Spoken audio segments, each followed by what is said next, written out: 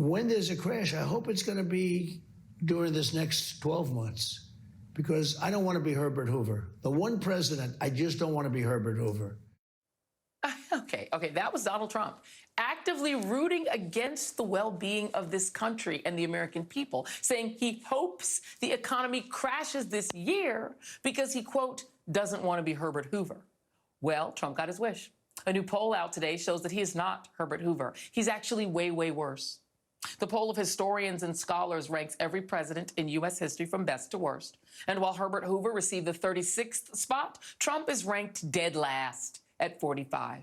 Behind the likes of Richard Nixon, Franklin Pierce, even William Henry Harrison, who died 31 days after taking office.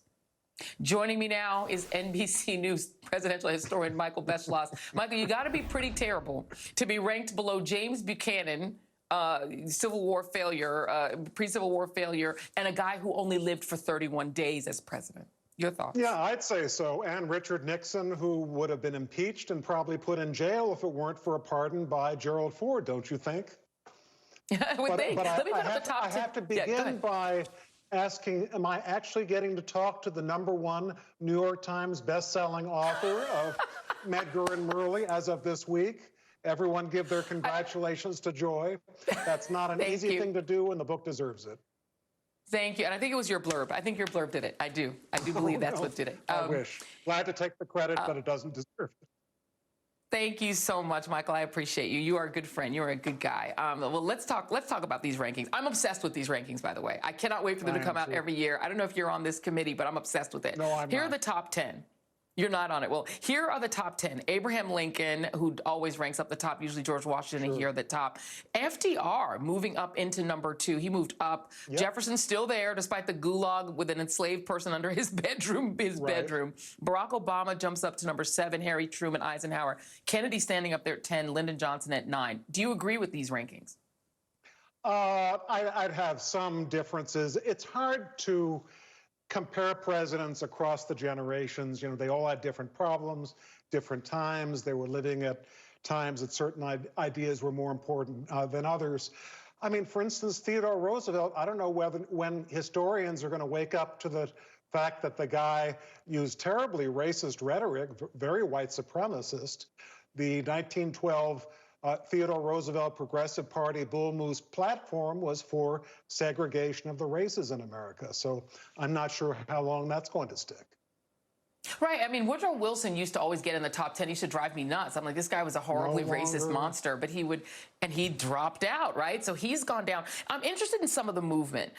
Andrew Jackson used to get ranked highly. He's dropped out of the top 10, which I think is a good thing. He's now at 21. He's down 12 places since 2015. And as I mentioned, Woodrow Wilson, he's down 5 points since 2015. Right. Some of those are good. What do you think about the idea of Barack Obama being so high? Because I think he used to be 11 and now he's 7. He's moved up.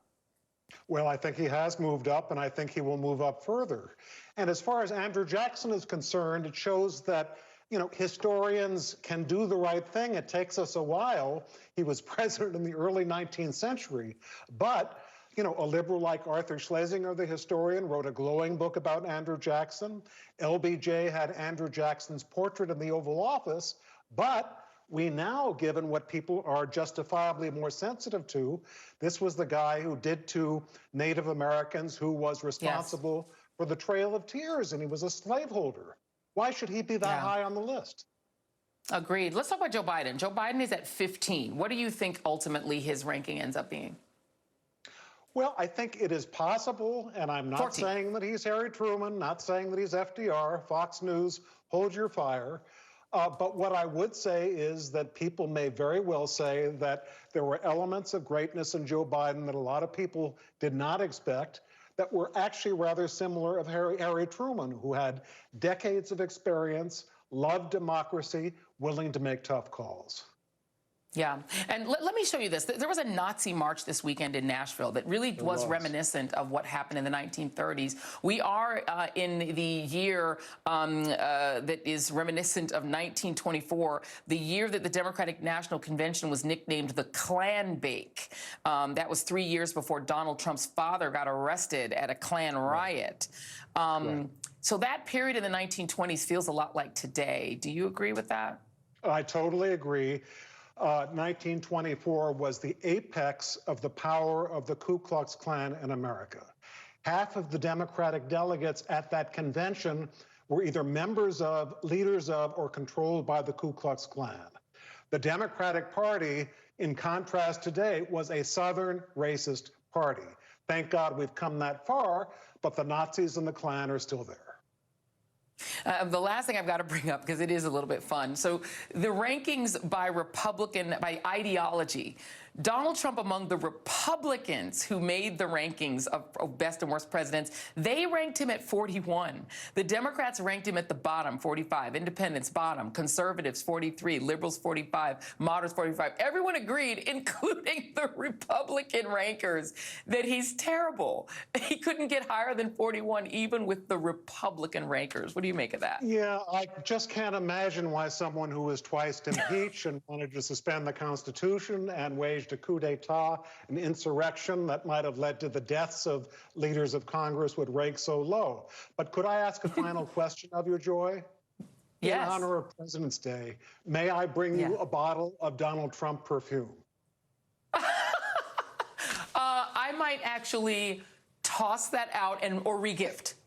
If you bring me that, I might regift. No gold shoes. No gold shoes. Yeah, I think not. I think not.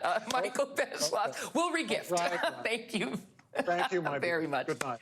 Thank you, my friend. Good night.